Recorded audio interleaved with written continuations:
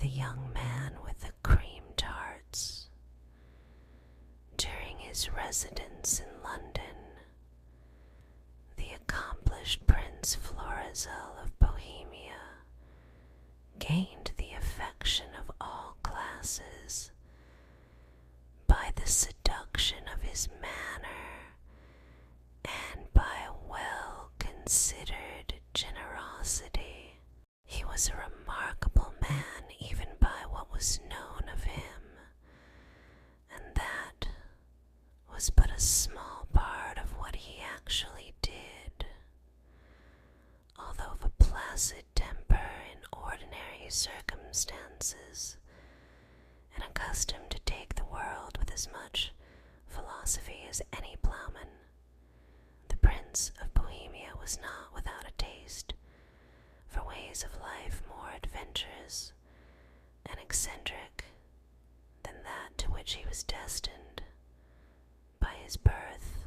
Now and then, when he fell into a low humor, when there was no laughable play to witness in any of the London theaters, and when the season of the year was unsuitable to those field sports in which he excelled all competitors, he would summon his confidant and master of the horse, Colonel Geraldine, and bid him prepare himself against an evening ramble. The master of the horse was a young officer of a brave and even temerarious disposition.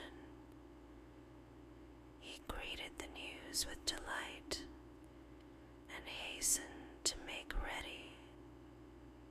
Long practice and a varied acquaintance of life had given him a singular facility in disguise. He could adapt not only his face and bearing, but his voice and almost his thoughts to those of any rank, character, or nation, and in this way he diverted attention from the prince, and sometimes gained admission for the pair into strange societies. The civil authorities were never taken into the secret of these adventures. The imperturbable courage of the one and the ready invention and chivalrous devotion of the other had brought them through a score of dangerous passes, and they grew in confidence as time went on. One evening in March, they were driven by a sharp fall of sleet into an oyster bar in the immediate neighborhood of Leicester Square. Colonel Geraldine was dressed and painted to represent a person connected with the press in reduced circumstances, while the prince had, as usual, travestied his appearance by the addition of false whiskers and a pair of large adhesive eyebrows. These lent him a shaggy and weather-beaten air, which, for one of his urbanity, formed the most impenetrable disguise. Thus equipped, the commander and his satellites sipped their brandy and soda in security. The bar was full of guests, male and female, but though more than one of these offered to fall into talk with our adventurers, none of them promised to grow interesting upon a nearer acquaintance.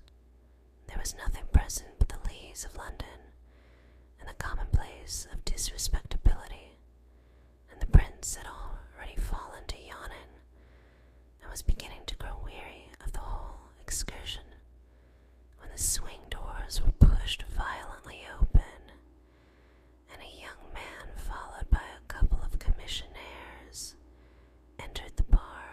Each of the commissionaires carried a large dish of cream tarts under a cover, which they at once removed, and the young man made the round of the company and pressed these confections upon everyone's acceptance with exaggerated courtesy.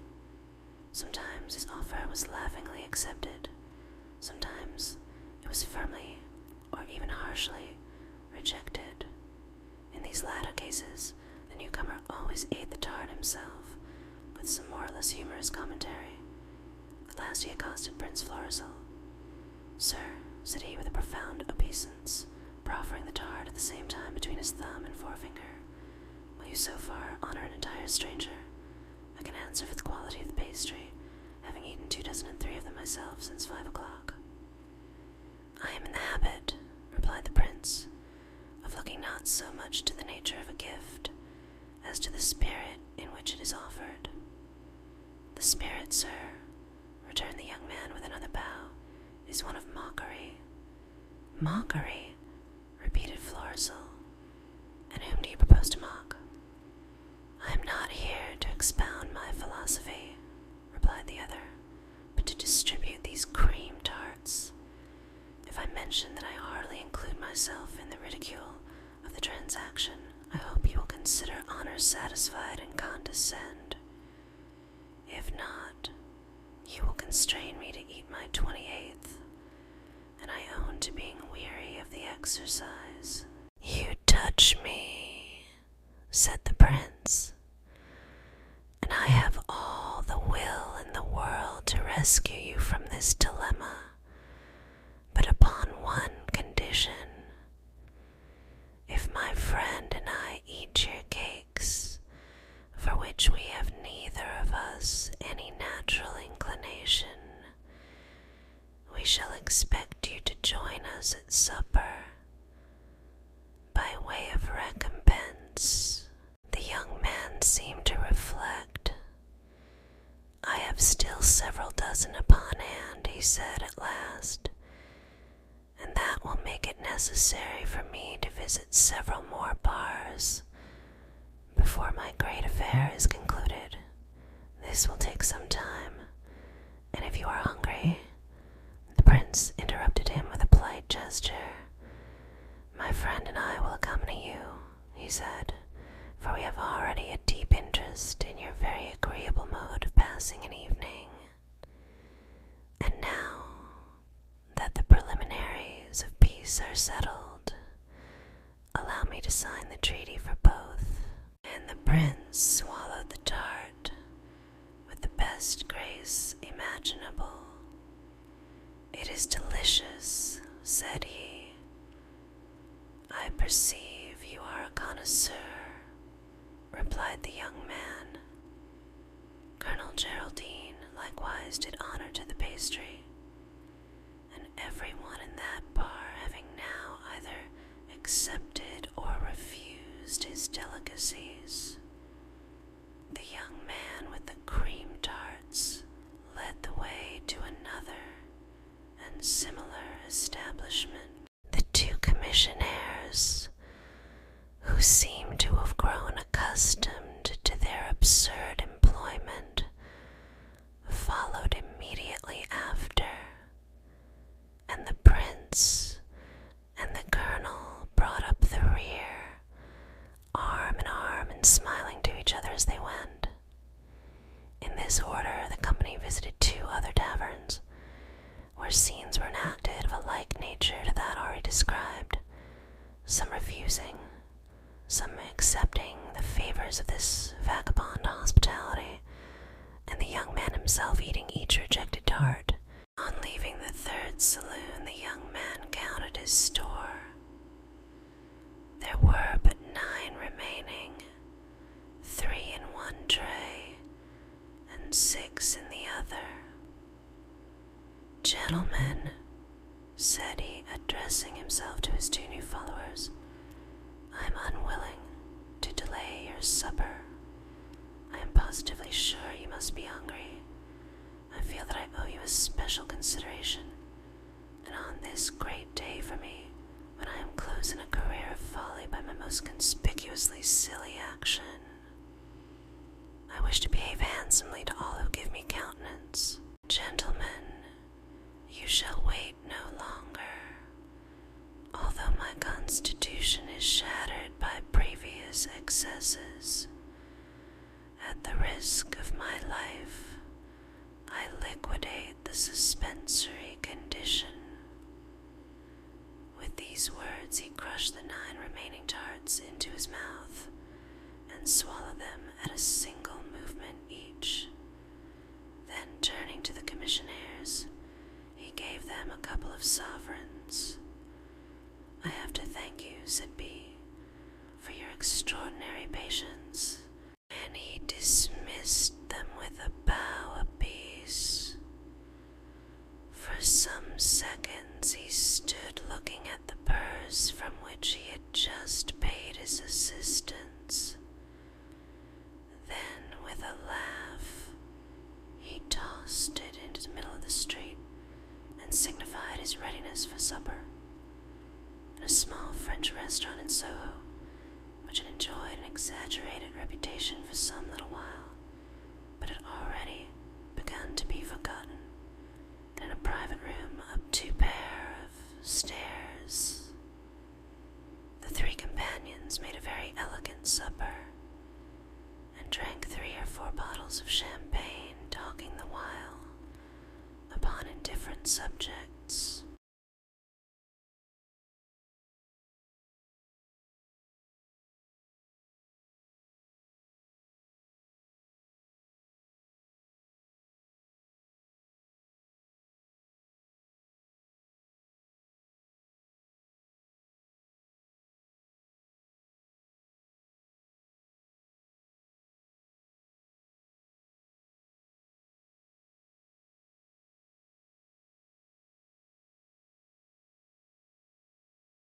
The young man was fluent and gay, but he laughed louder than was natural in a person of polite breeding.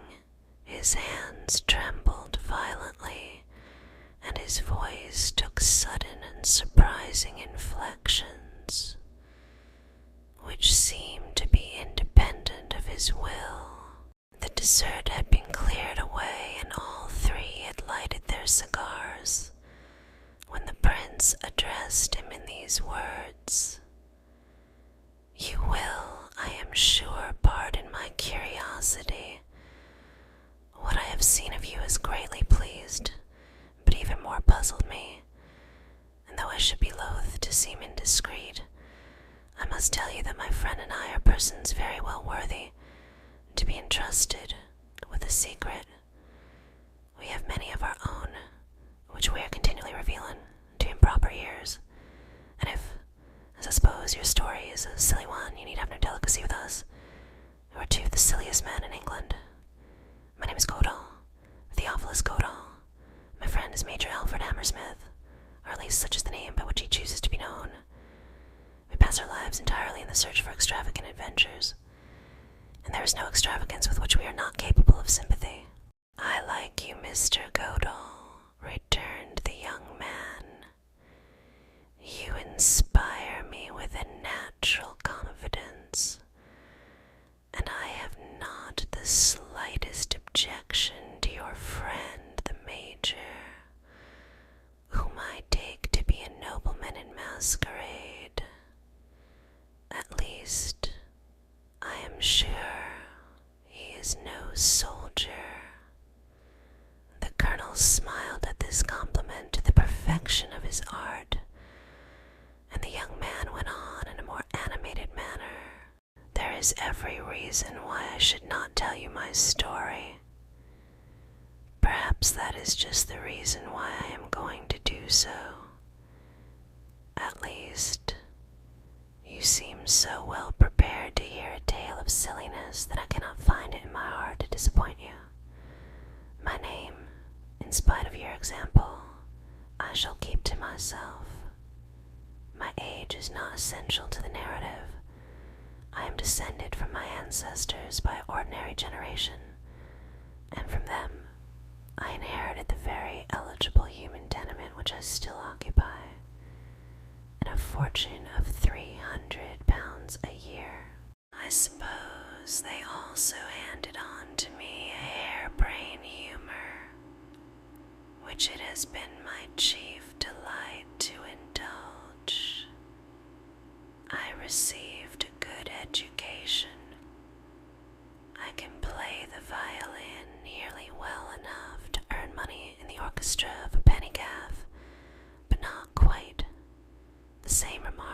specialized in a flute and a French horn.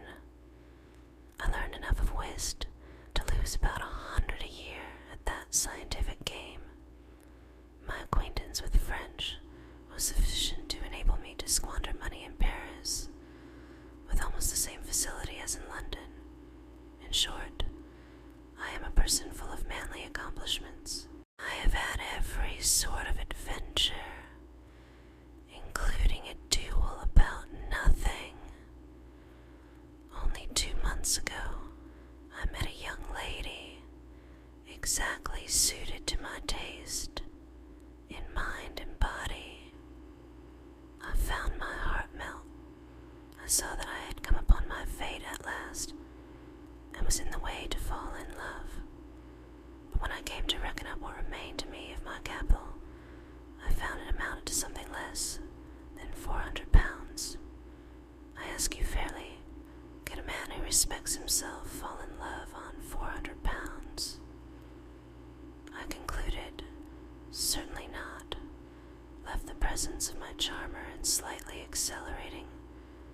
My usual rate of expenditure came this morning to my last 80 pounds. This I divided into 2 equal parts.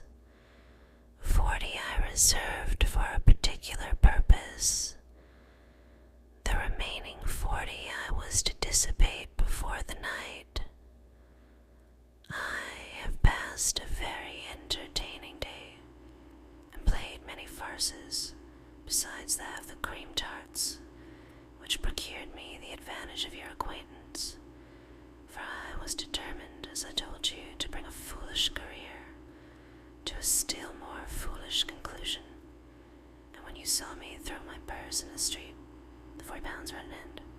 Now you know me as well as I know myself, a fool, but consistent in his folly, and, so I ask you to believe, neither a whimperer nor a coward.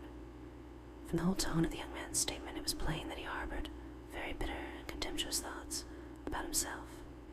His auditors were led to imagine that his love affair was nearer his heart than he admitted, and that he had a design on his own life. The farce of the Cream Tarts began to have very much the air of a tragedy in disguise. "Why is this not odd?" broke out Geraldine, giving a look to Prince Florizel. "That we 3 fellows should have met by the merest accident in so large a wilderness as London, and should be so nearly in the same condition. How," cried the young man, "are you too ruined? Is this supper a folly like my Cream Tarts? Has the devil brought 3 of his own together for a last carouse? The devil, depend upon it, can sometimes do a very gentlemanly thing," returned Prince Florizel, "and I am so much touched by this coincidence that, although we are not entirely in the same case, I am going to put an end to the disparity. Let your heroic treatment of the last Cream Tarts be my example." So saying, the prince drew out his purse and took from it a small bundle of banknotes. "You see, I was a week or so behind you, but I mean to catch you up and come neck and neck into the winning post," he continued. "This," laying one of the notes upon the table, "will suffice for the bill. As for the rest," he tossed them into the fire, and they went up the chimney in a single blaze. The young man tried to catch his arm, but as the table was between them, his interference came too late. "Unhappy man," he cried, "you should not have burned them all. You should have kept 40 pounds. 40 pounds, repeated the prince. "Why in heaven's name 40 pounds? Why not 80? cried the colonel. "For to my certain knowledge, there must have was only 40 pounds he needed, said the young man gloomily. But without them there is no admission. The rule is strict. 40 pounds for each. A cursed life where a man cannot even die without money. The prince and the colonel exchanged glances. Explain yourself, said the latter. I have still a pocketbook tolerably well lined, and I need not say how readily I should share my wealth with Godall. But I must know to what end. You must certainly tell us what you mean. The young man seemed to awaken. He looked uneasily from one to the other, and his face flushed deeply. You are not fooling me, he asked. You are indeed ruined men like me. Indeed, I am for my part, replied the colonel. And for mine, said the prince. I have given you proof. Who but a ruined man would throw his notes into the fire? The action speaks for itself. A ruined man, yes, returned the other suspiciously, or else a millionaire. Enough, sir, said the prince. I have said so, and I am not accustomed to have my word remain in doubt. Ruined, said the young man. Are you ruined like me? Are you, after a life of indulgence, come to such a pass that you can only indulge yourself in one thing more? Are you? He kept lowering his voice as he went on. Are you going to give yourselves that last indulgence?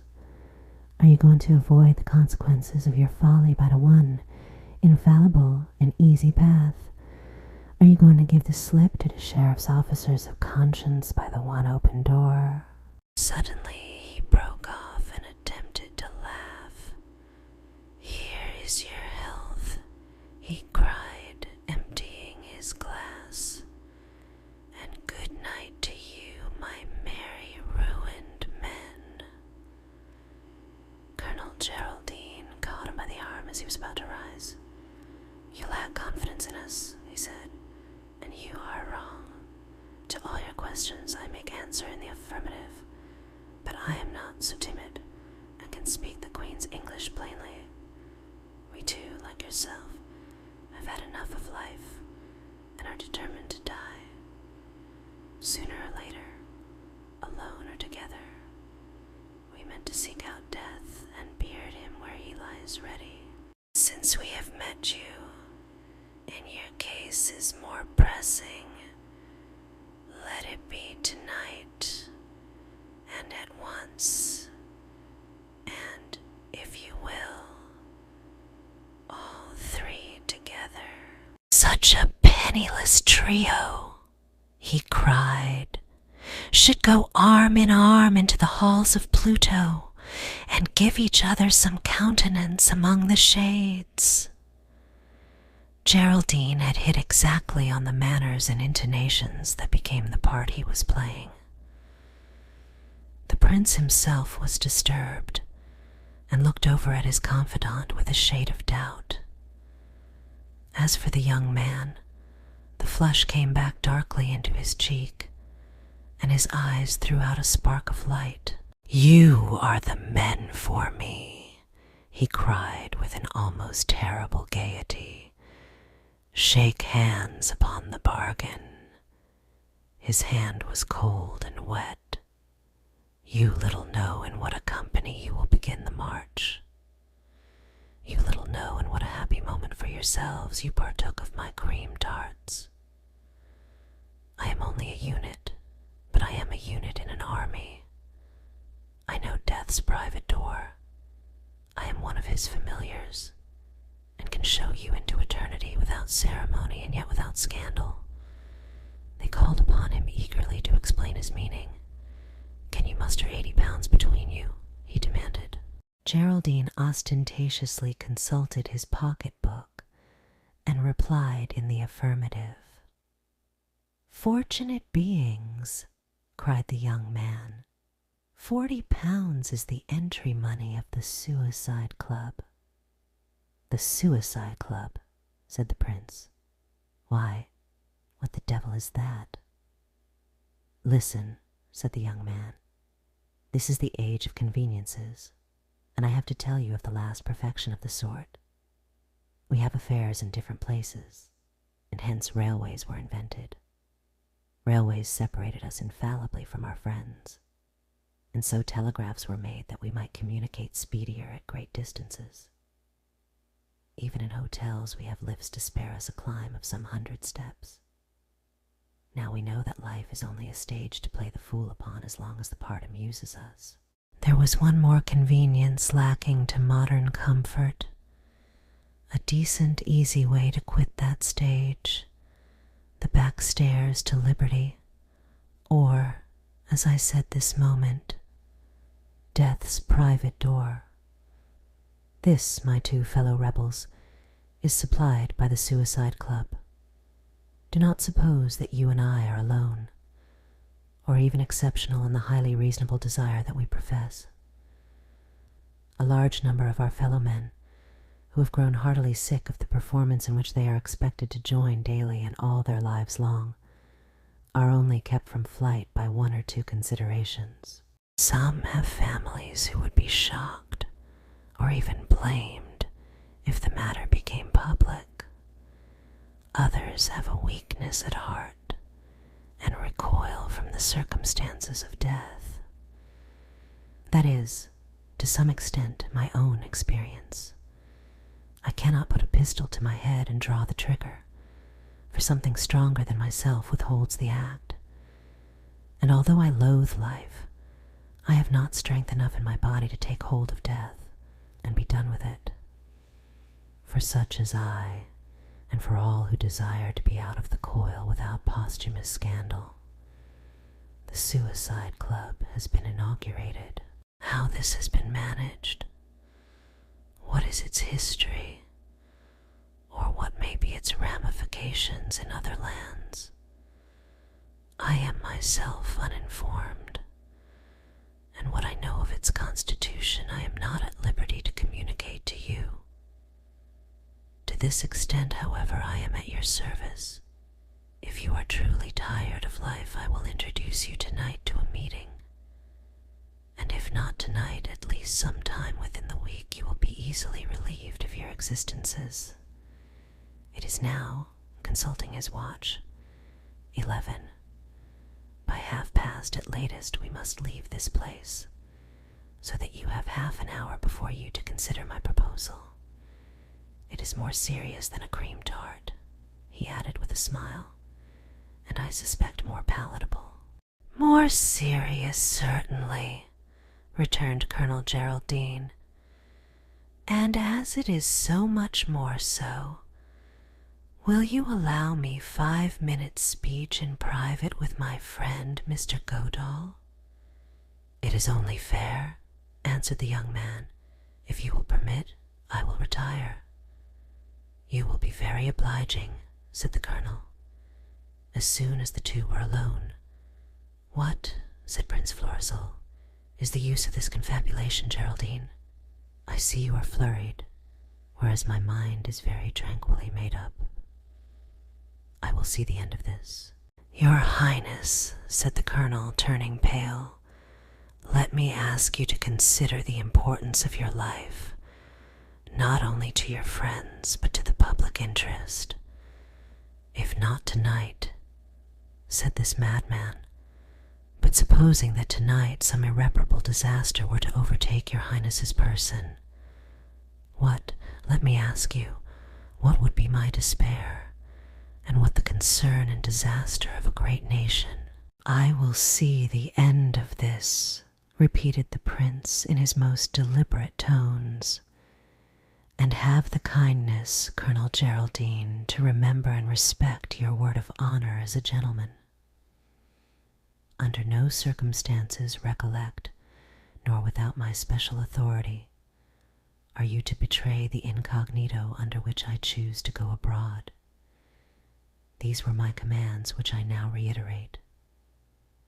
And now, he added, let me ask you to call for the bill. Colonel Geraldine bowed in submission, but he had a very white face as he summoned the young man of the cream tarts and issued his directions to the waiter. The prince preserved his undisturbed demeanor and described a Palais Royal farce to the young suicide with great humor and gusto. He avoided the colonel's appealing looks without ostentation and selected another cheroot with more than usual care. Indeed, he was now the only man of the party who kept any command over his nerves. The bill was discharged, the prince giving the whole change of the note to the astonished waiter, and the three drove off in a four-wheeler. They were not long upon the way, before the cab stopped at the entrance to a rather dark court. Here all descended. After Geraldine had paid the fare, the young man turned and addressed Prince Florizel as follows. "It is still time, Mr. Godall, to make good your escape into thraldom. And for you too, Major Hammersmith. Reflect well before you take another step. And if your hearts say no, here are the crossroads." "Lead on, sir," said the prince. "I am not the man to go back from a thing once said." "Your coolness does me good," replied their guide. "I have never seen anyone so unmoved at this conjuncture, and yet you are not the first whom I have escorted to this door." "I perfectly believe so," returned the prince. "We have still," pursued the colonel, "a moment to ourselves. Let me beseech your highness to profit by the opportunity and retire. The consequences of this step are so dark and may be so grave that I feel myself justified in pushing a little farther than usual the liberty which your highness is so condescending as to allow me in private. Am I to understand that Colonel Geraldine is afraid?" asked his highness, taking his cheroot from his lips and looking keenly into the other's face. "My fear is certainly not personal," replied the other proudly. "Of that your highness may rest well assured." "I had supposed as much," returned the prince with undisturbed good humor, "but I was unwilling to remind you of the difference in our stations.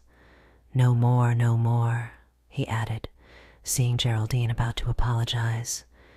"You stand excused." And he smoked placidly, leaning against a railing until the young man returned. "Well," he asked, "has our reception been arranged?" "Follow me," was the reply. "The president will see you in the cabinet, and let me warn you to be frank in your answers. I have stood your guarantee, but the club requires a searching inquiry before admission. For the indiscretion of a single member would lead to the dispersion of the whole society forever." The prince and Geraldine put their heads together for a moment. "Bear me out in this," said the one, and "Bear me out in that," said the other, and by boldly taking up the characters of men with whom both were acquainted, they had come to an agreement in a twinkling, and were ready to follow their guide into the president's cabinet. There were no formidable obstacles to pass. The outer door stood open, the door of the cabinet was ajar, and there, in a small but very high apartment, the young man left them once more. "He will be here immediately," he said with a nod as he disappeared. Voices were audible in the cabinet through the folding doors which formed one end, and now and then the noise of a champagne cork, followed by a burst of laughter, intervened among the sounds of conversation. A single tall window looked out upon the river and the embankment, and by the disposition of the lights, they judged themselves not far from Charing Cross Station. The furniture was scanty, and the coverings worn to the thread, and there was nothing movable except a handbell in the center of a round table, and the hats and coats of a considerable party hung round the wall on pegs. "What sort of a den is this?" said Geraldine. "That is what I have come to see," replied the prince. "If they keep live devils on the premises, the thing may grow amusing."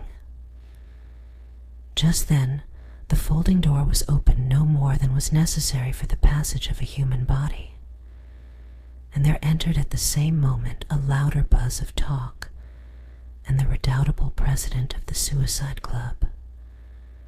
The president was a man of 50 or upwards, large and rambling in his gait, with shaggy side whiskers, a bald top to his head, and a veiled grey eye, which now and then emitted a twinkle. His mouth, which embraced a large cigar, he kept continually screwing round and from side to side, as he looked sagaciously and coldly at the strangers. He was dressed in light tweeds, with his neck very open in a striped shirt collar, and carried a minute book under one arm. "Good evening," said he, after he had closed the door behind him. "I am told you wish to speak with me." "We have a desire, sir, to join the Suicide Club," replied the colonel. The president rolled his cigar about in his mouth. "What is that?" he said abruptly. "Pardon me," returned the colonel, "but I believe you are the person best qualified to give us information on that point." "I?" cried the president.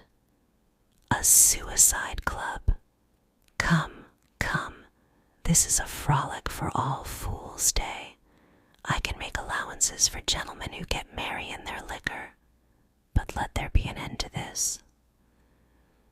"Call your club what you will," said the colonel.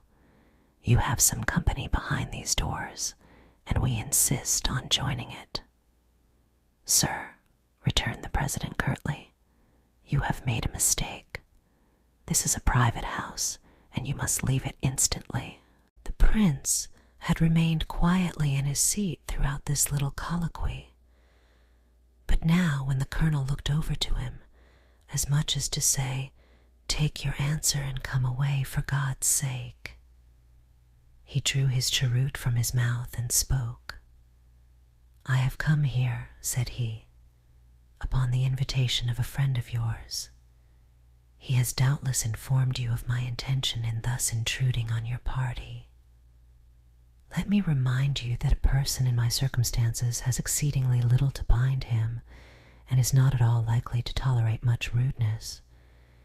I am a very quiet man, as a usual thing, but my dear sir, you are either going to oblige me in the little matter of which you are aware, or you shall very bitterly repent that you ever admitted me to your antechamber." The president laughed aloud. "That is the way to speak," said he. "You are a man who is a man. You know the way to my heart, and can do what you like with me. Will you?" he continued, addressing Geraldine. "Will you step aside for a few minutes? I shall finish first with your companion, and some of the club's formalities require to be fulfilled in private." With these words, he opened the door of a small closet, into which he shut the colonel. "I believe in you," he said to Florizel, as soon as they were alone.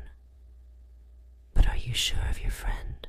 "Not so sure as I am of myself, though he has more cogent reasons," answered Florizel, "but sure enough to bring him here without alarm.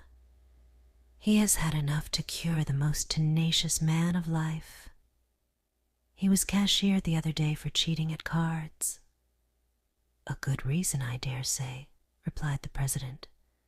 "At least we have another in the same case, and I feel sure of him. Have you also been in the service, may I ask?" "I have," was the reply, "but I was too lazy. I left it early." "What is your reason for being tired of life?" pursued the president. "The same as near as I can make out," answered the prince. "Unadulterated laziness." The president started. "Dennit," said he, "you must have something better than that." "I have no more money," added Florizel, That is also a vexation without doubt. It brings my sense of idleness to an acute point. The president rolled his cigar round in his mouth for some seconds, directing his gaze straight into the eyes of this unusual neophyte. But the prince supported his scrutiny with unabashed good temper. "If I had not a deal of experience," said the president at last, "I should turn you off. But I know the world, and this much anyway, that the most frivolous excuses for a suicide are often the toughest to stand by. And when I downright like a man, as I do you, sir, I would rather strain the regulation than deny him." The prince and the colonel, one after the other, were subjected to a long and particular interrogatory. The prince alone, but Geraldine in the presence of the prince, so that the president might observe the countenance of the one while the other was being warmly cross-examined. The result was satisfactory, and the president, after having booked a few details of each case, produced a form of oath to be accepted. Nothing could be conceived more passive than the obedience promised, or more stringent than the terms by which the juror bound himself. The man who forfeited a pledge so awful could scarcely have a rag of honor or any of the consolations of religion left to him. Florizel signed the document, but not without a shudder. The colonel followed his example with an air of great depression. Then the president received the entry money, and without more ado, introduced the two friends into the smoking room of the Suicide Club. The smoking room of the Suicide Club was the same height as the cabinet into which it opened, but much larger and papered from top to bottom with an imitation of oak wainscot. A large and cheerful fire and a number of gas jets illuminated the company. The prince and his follower made the number up to 18. Most of the party were smoking and drinking champagne. A feverish hilarity reigned, with sudden and rather ghastly pauses. "Is this a full meeting?" asked the prince. "Middling," said the president. "By the way," he added, "if you have any money, it is usual to offer some champagne. It keeps up a good spirit, and is one of my own little perquisites." "Hammersmith," said Florizel, "I may leave the champagne to you." And with that he turned away and began to go round among the guests. Accustomed to play the host in the highest circles, he charmed and dominated all whom he approached. There was something at once winning and authoritative in his address, and his extraordinary coolness gave him yet another distinction in this half-maniacal society. As he went from one to another, he kept both his eyes and ears open, and soon began to gain a general idea of the people among whom he found himself. As in all other places of resort, one type predominated: people in the prime of youth, with every show of intelligence and sensibility in their appearance, but with little promise of strength or the quality that makes success. Few were much above 30, and not a few were still in their teens. They stood, leaning on tables and shifting on their feet. Sometimes they smoked extraordinarily fast, and sometimes they let their cigars go out. Some talked well, but the conversation of others was plainly the result of nervous tension, and was equally without wit or purport. As each new bottle of champagne was opened, there was a manifest improvement in gaiety. Only two were seated, one in a chair in the recess of the window, with his head hanging and his hands plunged deep into his trouser pockets, pale, visibly moist with perspiration, saying never a word, others sat on the divan close by the chimney, and attracted notice by a trenchant dissimilarity from all the rest. He was probably upwards of 40, but he looked fully 10 years older, and Florizel thought he had never seen a man more naturally hideous, nor one more ravaged by disease and ruinous excitements. He was no more than skin and bone, was partly paralyzed, and wore spectacles of such unusual power that his eyes appeared through the glasses, greatly magnified and distorted in shape. Except the prince and the president, he was the only person in a room who preserved a composure of ordinary life. There was little decency among the members of the club. Some boasted of the disgraceful actions, the consequences of which had reduced them to seek refuge in death, and the others listened without disapproval. There was a tacit understanding against moral judgments, and whoever passed the club doors enjoyed already some of the immunities of the tomb. They drank to each other's memories, and to those of notable suicides and in the past. They compared and developed their different views of death, some declaring that it was no more than blackness and cessation, others full of a hope that that very night they should be scaling the stars and commencing with the mighty dead. To the eternal memory of Baron Trenck, the type of suicides, cried one. He went out of a small cell into a smaller, that he might come forth again to freedom. For my part, said a second, I wish no more than a bandage for my eyes and cotton for my ears.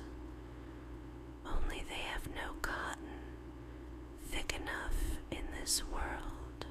A third was for reading the mysteries of life in a future state, and a fourth professed that he would never have joined the club if he had not been induced to believe in Mr. Darwin.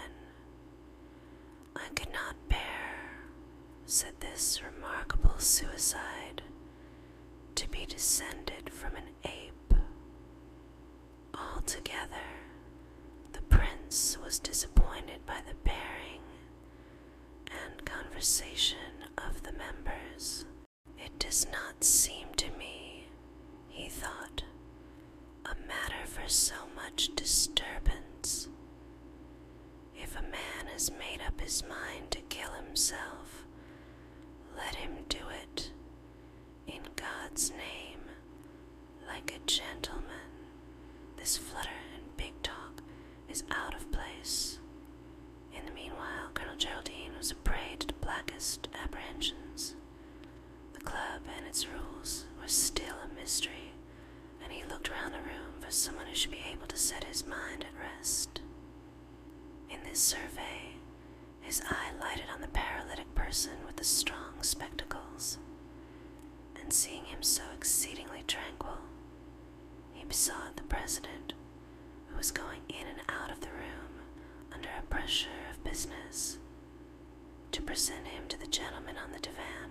The functionary explained the needlessness of all such formalities within the club, but nevertheless presented Mr. Hammersmith to Mr. Malthus. Mr. Malthus looked at the colonel curiously, and then requested him to take a seat upon his right. You are a newcomer, he said, and wish information. You have come to the proper source. It is 2 years since I first visited this charming club. The colonel breathed again. If Mr. Malthus had frequented the place for 2 years, there could be little danger for the prince in a single evening. was none the less astonished, and began to suspect a mystification. "What?" cried he. "2 years, I thought, but indeed I see I have been made the subject of a pleasantry."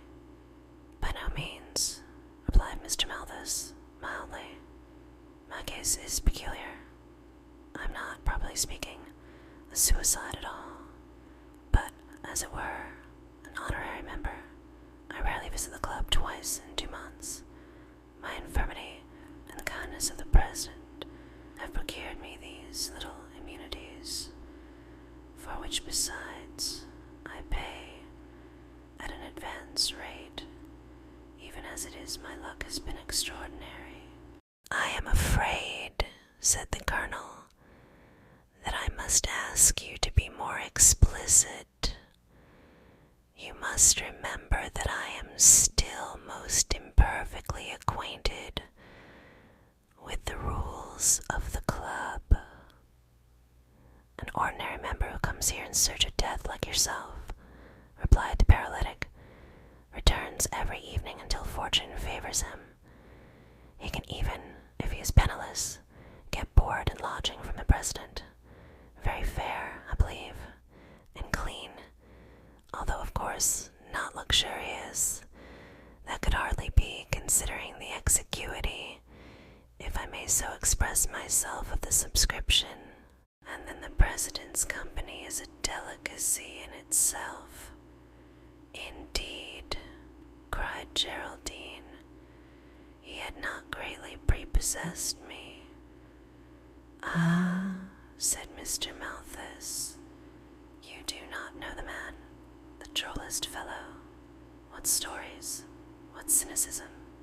He knows life to admiration, and between ourselves, is probably the most corrupt rogue in Christendom. And he also, asked the colonel, is a permanency, like yourself, if I may say so without offense." "Indeed, he is a permanency in a very different sense from me," replied Mr. Malthus. "I have him graciously spared, but I must go at last. Now he never plays. He shuffles and deals for the club, and makes the necessary arrangements. That man, my dear Mr. Hammersmith, is the very soul of ingenuity. For 3 years he has pursued in London his useful, and I think I may add his artistic calling, and not so much as a whisper of suspicion has been once aroused. I believe it myself to be inspired. You doubtless remember the celebrated case 6 months ago of the gentleman who was accidentally poisoned in a chemist's shop. That was one of the least rich, one of the least racy of his notions. But then, how simple and how safe. You astound me," said the colonel. "Was that unfortunate gentleman one of the— he was about to say victims, but bethinking himself in time, he substituted members of the club."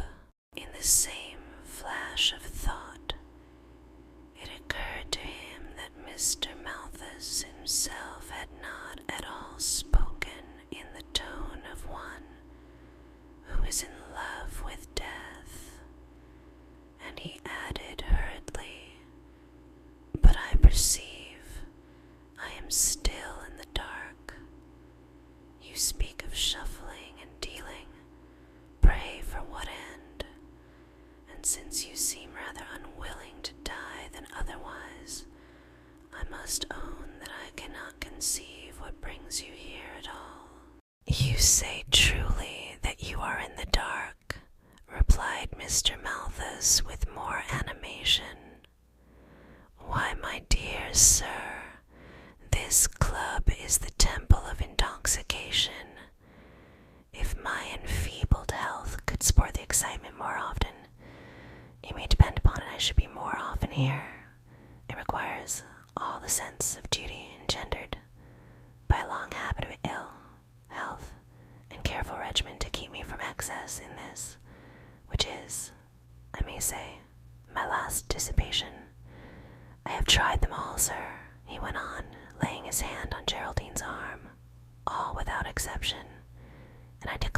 you upon my honor, there's not one of them that has not been grossly and untruthfully overrated. People trifle with love. Now I deny that love is a strong passion. Fear is the strong passion. It is with fear that you must trifle if you wish to taste the intensest joys of living. Envy me, sir, he added with a chuckle. I'm a coward. Geraldine could scarcely repress a movement of repulsion for this deplorable wretch, but he commanded himself with an effort and continued his inquiries. How, sir, he asked, is the excitement so artfully prolonged? And where is there any element of uncertainty? I must tell you how the victim for every evening is selected, returned Mr. Malthus. And not only the victim, but another member who is to be the instrument in the club's hands, and death's high priest for that occasion.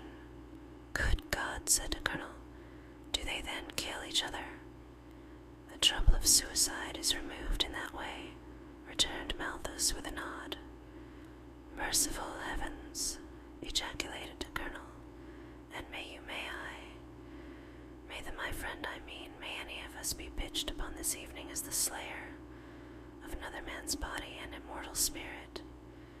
Can such things be possible among men born of women? Oh, infamy of infamies. He was about to rise in his horror when he caught the prince's eye. It was fixed upon him from across the room with a frowning and angry stare. And in a moment Geraldine recovered his composure. After all, he added, why not? And since you say the game is interesting, vogue la galère, I follow the club. Mr. Malthus had keenly enjoyed the colonel's amazement and disgust. He had the vanity of wickedness, and it pleased him to see another man give way to a generous movement, while he felt himself, in his entire corruption, superior to such emotions. You now, after your first moment of surprise, said he, are in a position to appreciate the delights of our society. You can see how it combines the excitement of a gaming table, a duel, and a Roman amphitheater. The pagans did well enough. I cordially admire the refinement of their minds, but it has been reserved for a Christian country to attain this extreme, this quintessence, this absolute of poignancy. You will understand how vapid are all amusements to a man who has acquired a taste for this one. The game we play, he continued, is one of extreme simplicity, a full pack, but I perceive you are about to see the thing in progress. Will you lend me the help of your arm? I am unfortunately paralyzed. Indeed, just as Mr. Malthus was beginning his description, another pair of folding doors was thrown open, and the whole club began to pass, not without some hurry, into the adjoining room.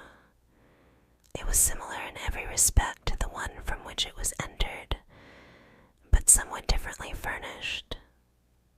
The center was occupied by a long green table, at which the president sat shuffling a pack of cards with a great particularity, even with the stick in the colonel's arm. Mr. Malthus walked with so much difficulty that everyone was seated before this pair, and the prince, who had waited for them, entered the apartment, and in consequence the three took seats close together at the lower end of the board. It is a pack of 52, whispered Mr. Malthus. Watch for the ace of spades, which is the sign of death, and the ace of clubs, which designates the official of the night. Happy, happy young men, he added. You have good eyes and can follow the game. Alas, I cannot tell an ace from a deuce across the table. And he proceeded to equip himself with a second pair of spectacles. I must at least watch the faces, he explained. The colonel rapidly informed his friend of all that he had learned from the honorary member, and of the horrible alternative that lay before them. The prince was conscious of a deadly chill and a contraction about his heart. He swallowed with difficulty and looked from side to side like a man in a maze. One bold stroke, whispered the colonel, and we may still escape. But the suggestion recalled the prince's spirits. Silence, said he. Let me see that you can play like a gentleman for any stake, however serious. And he looked about him, once more to all appearance at his ease, although his heart beat thickly, and he was conscious of an unpleasant heat in his bosom. The members were all very quiet and intent. Everyone was pale, but none so pale as Mr. Malthus. His eyes protruded. His head kept nodding involuntarily upon his spine. His hands found their way, one after the other, to his mouth, where they made clutches at his tremulous and ashen lips. It was plain that the honorary member enjoyed his membership on very startling terms. Attention, gentlemen, said the president, and he began slowly dealing the cards about the table in the reverse direction, pausing until each man had shown his card. Nearly everyone hesitated, and sometimes you would see a player's fingers stumble more than once before he could turn over the momentous slip of pasteboard. As the prince's turn drew nearer, he was conscious of a growing and almost suffocating excitement, but he had somewhat of the gambler's nature, and recognized, almost with astonishment, that there was a degree of pleasure in his sensations. The 9 of clubs fell to his lot. The 3 of spades was dealt to Geraldine, and the Queen of hearts to Mr. Malthus, who was unable to suppress a sob of relief. The young man of the Cream Tarts almost immediately afterwards turned over the ace of clubs and remained frozen with horror, the card still resting on his finger. He had not come there to kill, but to be killed, and the prince, in his generous sympathy with his position, almost forgot the peril that still hung over himself and his friend. The deal was coming round again, and still death's card had not come out.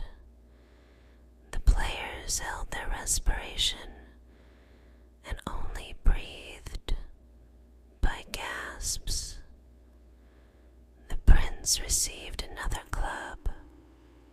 Geraldine had a diamond, but when Mr. Malthus turned up his card, a horrible noise like that of something breaking issued from his mouth, and he rose from his seat and sat down again, with no sign of his paralysis. It was the ace of spades. The honorary member had trifled once too often with his terrors. Conversation broke out again almost at once. The players relaxed their rigid attitudes and began to rise from the table and stroll back by 2s and 3s into the smoking room. The president stretched his arms and yawned, like a man who has finished his day's work. But Mr. Malthus sat in his place, with his head in his hands, and his hands upon the table, drunk and motionless, a thing stricken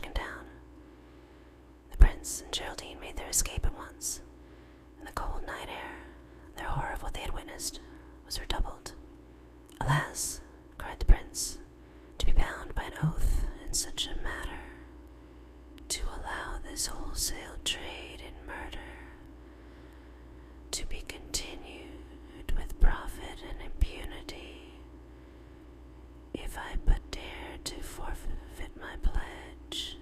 That is impossible for your highness, replied the colonel, whose honor is the honor of Bohemia. But I dare, and may with propriety, forfeit mine.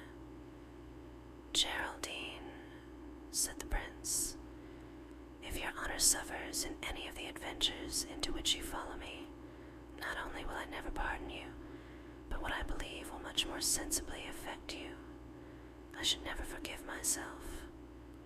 I receive your highness's commands, replied the colonel. Shall we go from this accursed spot? Yes, said the prince. Call a cab in heaven's name, and let me try to forget in slumber the memory of this night's disgrace.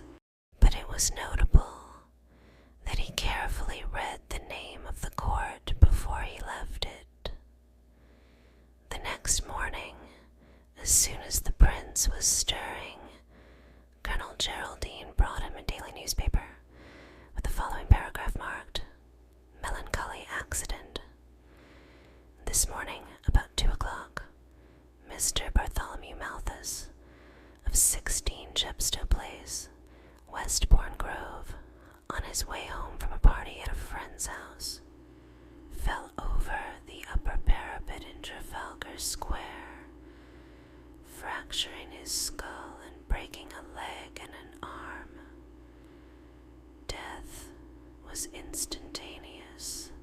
Mr. Malthus, accompanied by a friend, was engaged in looking for a cab at the time of the unfortunate occurrence.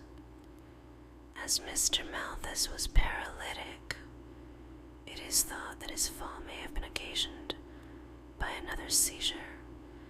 The unhappy gentleman was well known in the most respectable circles, and his loss will be widely and deeply deplored. If ever a soul went straight to hell, said Geraldine solemnly, it was that paralytic man's. The prince buried his face in his hands and remained silent. I am almost rejoiced, continued the colonel, to know that he is dead. But for our young man of the cream tarts, I confess, my heart bleeds. Geraldine, said the prince, raising his face, that unhappy lad was last night as innocent as you and I, and this morning the guilt of blood is on his soul. When I think of the president, my heart grows sick within me. I do not know how it shall be done, but I shall have that scoundrel at my mercy, as there's a God in heaven. What an experience, what a lesson was that game of cards. One, said the colonel, never to be repeated. The prince remained so long without replying that Geraldine grew alarmed. You cannot mean to return, he said. You have suffered too much and seen too much horror already. The duties of your high position forbid the repetition of the hazard. There's much in what you say, replied Prince Florizel, and I am not altogether pleased with my own determination. Alas, in the clothes of the greatest potentate, what is there but a man? I never felt my weakness more acutely than now, Geraldine, but it is stronger than I.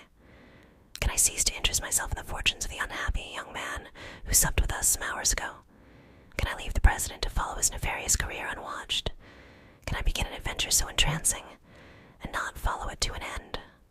No, Geraldine, you ask the prince more than the man is able to perform. Tonight once more we take our places at the table of the Suicide Club. Colonel Geraldine fell upon his knees. Will your highness take my life? He cried. It is his freely, but do not, oh do not, let him ask me to countenance so terrible a risk. "Well, Geraldine," replied the prince, with some haughtiness of manner, "your life is absolutely your own. I only looked for obedience, and when that is unwillingly rendered, I shall look for that no longer. I add one word, your importunity in this affair has been sufficient." The master of the horse regained his feet at once. "Your Highness," he said, "may I be excused in my attendance this afternoon? I dare not, as an honorable man, venture a second time into that fatal house until I have perfectly ordered my affairs." "Your Highness shall meet, I promise him, with no more opposition from the most devoted and grateful of his servants." "My dear Geraldine," returned Prince Florizel, "I always regret when you oblige me to remember my rank. Dispose of your day as you think fit, but be here before 11 in the same disguise." The club, on this second evening, was not so fully attended, and when Geraldine and the prince arrived, there were not above half a dozen persons in the smoking room. His Highness took the president aside and congratulated him warmly on the demise of Mr. Malthus. "I like," he said, "to meet with capacity, and certainly find much of it in you. Your profession is of a very delicate nature, but I see you are well qualified to conduct it with success and secrecy." The president was somewhat affected by these compliments from one of His Highness's superior bearing. He acknowledged them almost with humility. "Poor Malthy," he added, "I shall hardly note a club without him. The most of my patrons are boys, sir, and poetical boys, who are not much company for me. Not but what Malthy had some poetry too, but it was of a kind that I could understand. I can readily imagine you should find yourself in sympathy with Mr. Malthus," returned the prince. "He struck me as a man of a very original disposition." The young man of the cream tarts was in the room, but painfully depressed and silent. His late companions sought in vain to lead him into conversation. "How bitterly I wish," he cried, "that I had never brought you to this infamous abode. Begone while you are clean-handed. If you could have heard the old man scream as he fell, and the noise of his bones upon the pavement. Wish me, if you have any kindness, to so fallen a being, wish the ace of spades for me tonight." A few more members dropped in as the evening went on, but the club did not muster more than the devil's dozen when they took their places at the table.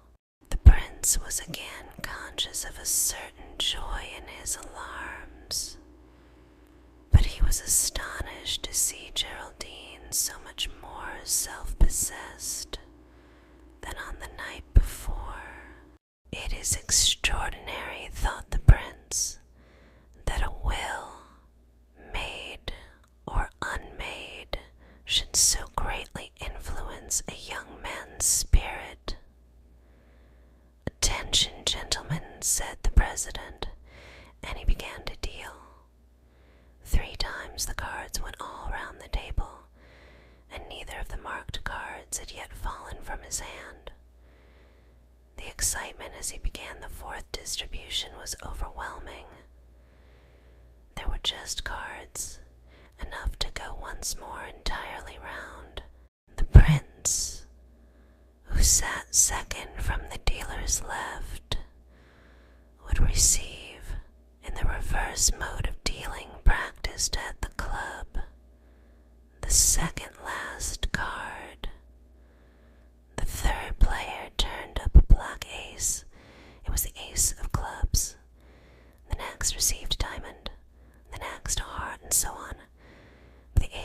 spades was still undelivered. At last Geraldine, who sat upon the prince's left, turned his card.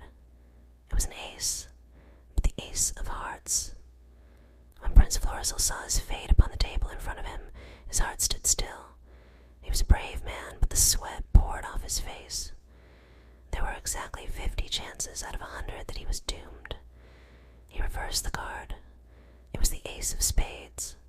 A loud roaring filled his brain, and the table swam before his eyes. He heard the player on his right break into a fit of laughter that sounded between mirth and disappointment. He saw the company rapidly dispersing, but his mind was full of other thoughts. He recognized how foolish, how criminal had been his conduct.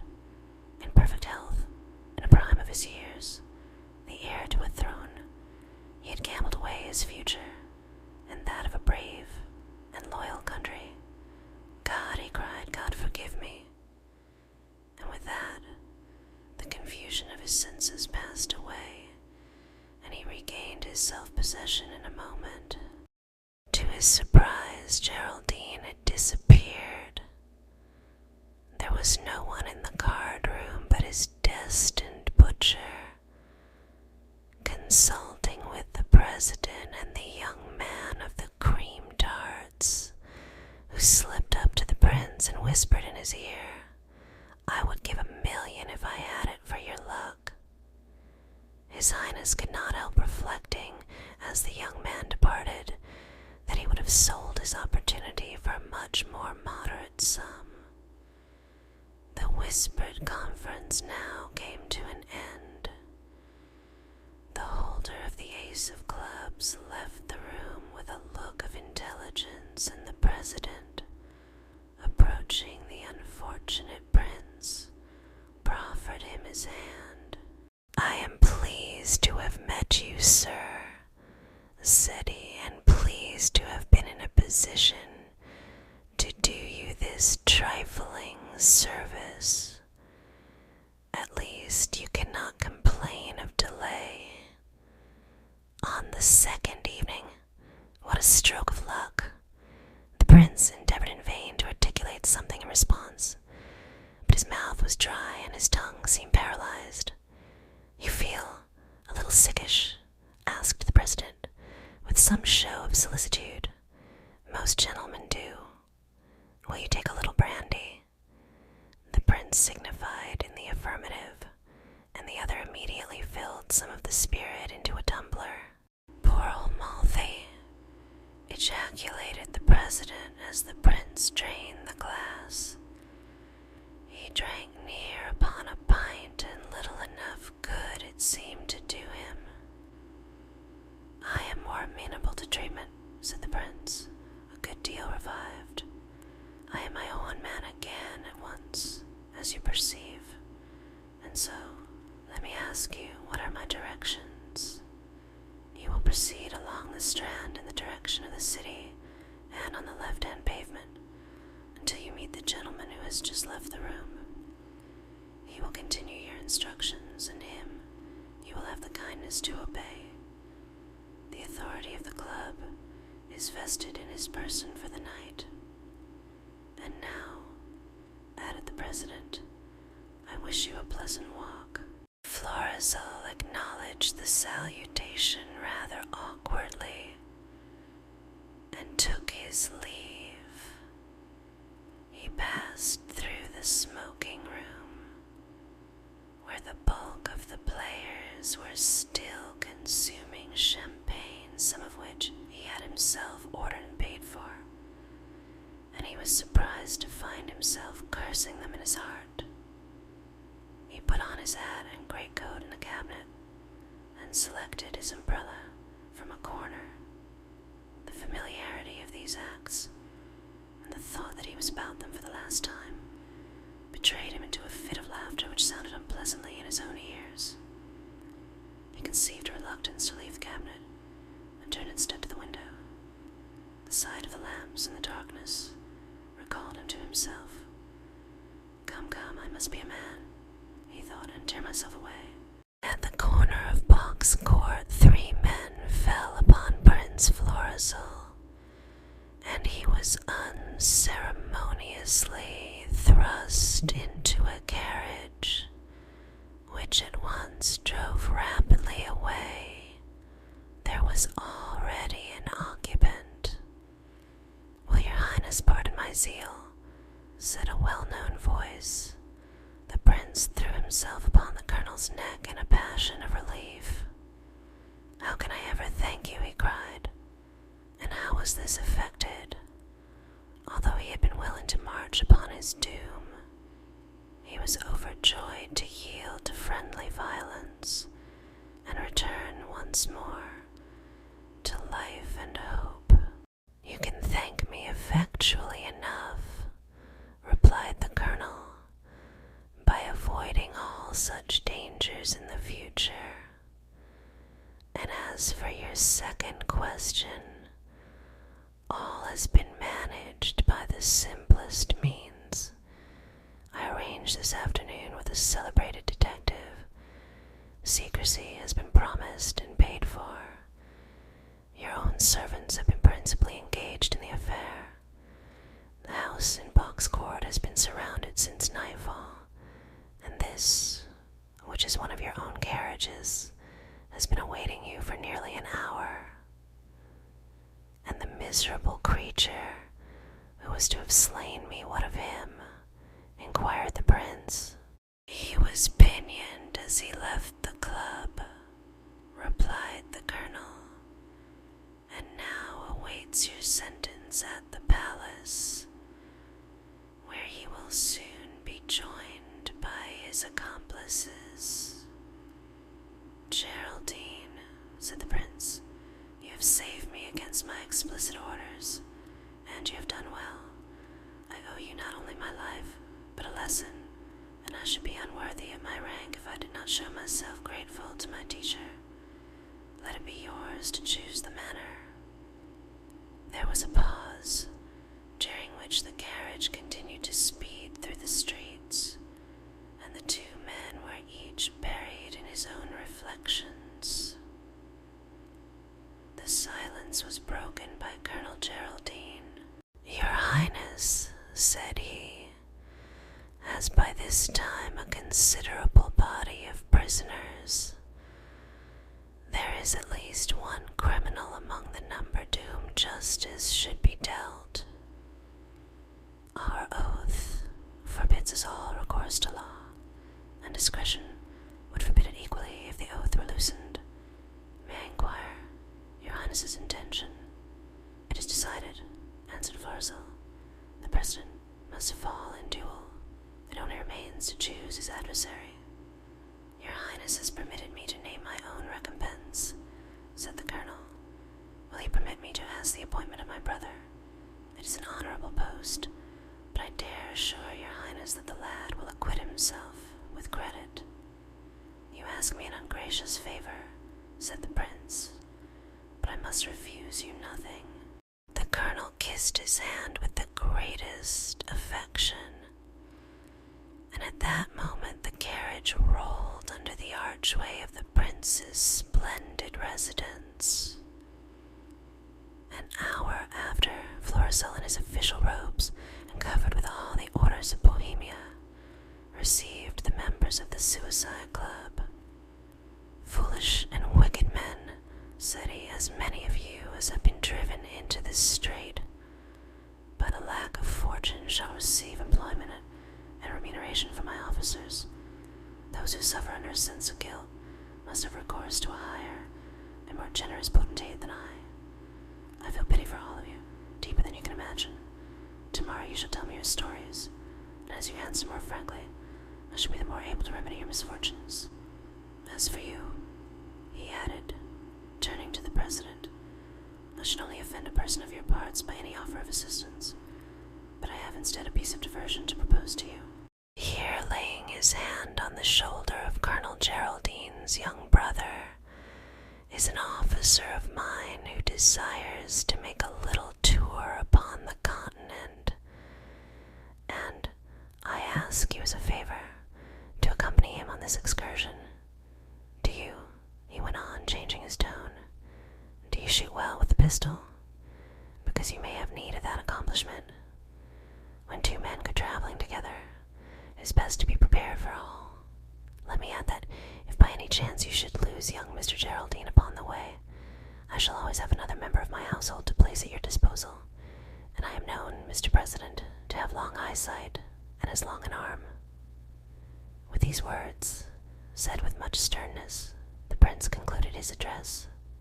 Next morning the members of the club were suitably provided for by his munificence, and the president set forth upon his travels, under the supervision of Mr. Geraldine and a pair of faithful and adroit lackeys well trained in the prince's household.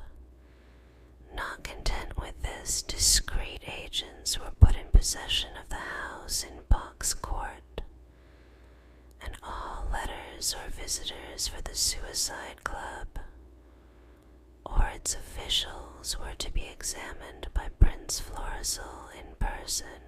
Here, says my Arabian author, ends the story of the young man with the cream tarts, who is now a comfortable householder in Wigmore Street, Cavendish Square. The number, for obvious reasons, I suppress.